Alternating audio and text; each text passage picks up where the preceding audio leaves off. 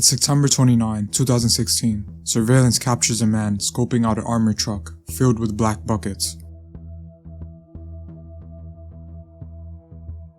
He waits till there's no security present to make his move. He grabs one of the buckets and carries it away up the street.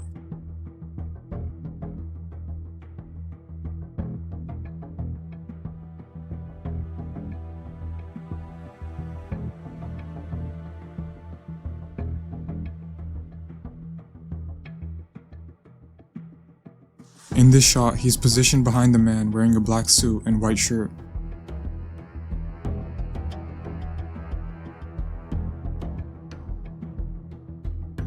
The bucket theft occurs in New York City's Diamond District, near 48th Street at 6th Avenue. He makes his way down the avenues all the way towards 3rd Avenue, but he would suddenly stop. He needs to catch his breath since the bucket in his possession weighs a whopping 86 pounds and contains a staggering $1.6 million worth of gold.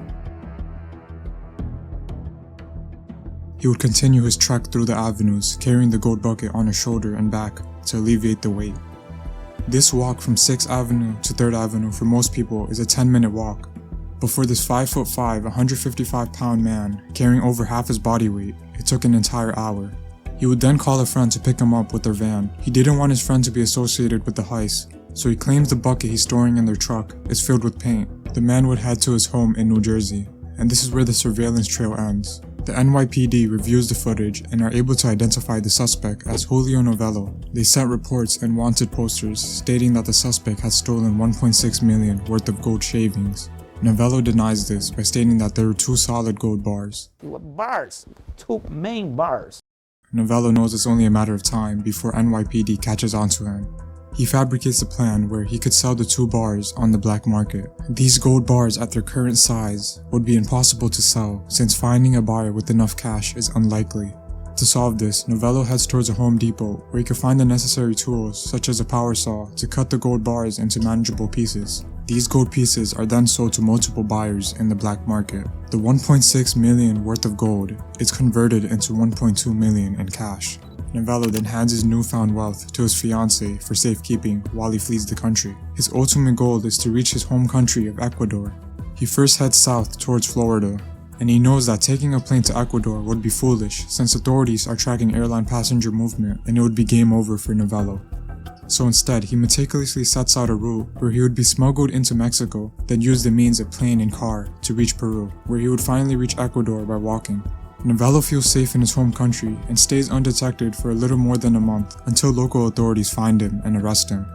Novello did not have the immunity he thought in Ecuador, since the NYPD got in contact with Ecuadorian police to put up an arrest order for Julio Novello.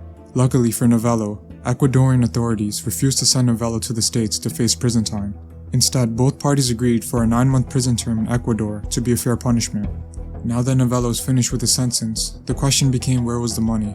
He tells an interviewer that after giving his fortune to his fiancée, she would shortly ghost him, not answering any of his calls or texts. I tried to make this interview because I feel hurt. Not only my pocket, my heart is broken. My fiancée took the money that belonged to us. I feel broke. That's the story of the gold bucket heist. Now let's review the footage to see how any of this was even possible, because who leaves millions of dollars worth of gold unattended?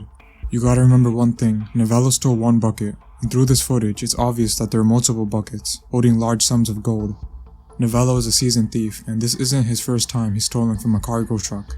He would attempt thefts on trucks near the Diamond District since there's a good chance of it holding something valuable. An armored truck with this magnitude of gold would usually come with 3+ guards, but Novello is shocked when the truck is only occupied by only 2 guards.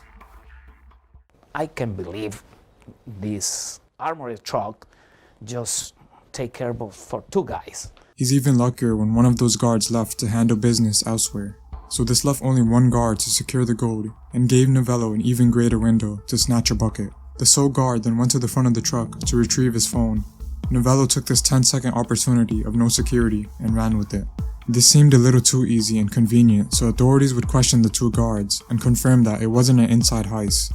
Loomis, the cash handling company, learning this would still fire the 2 guards for incompetence.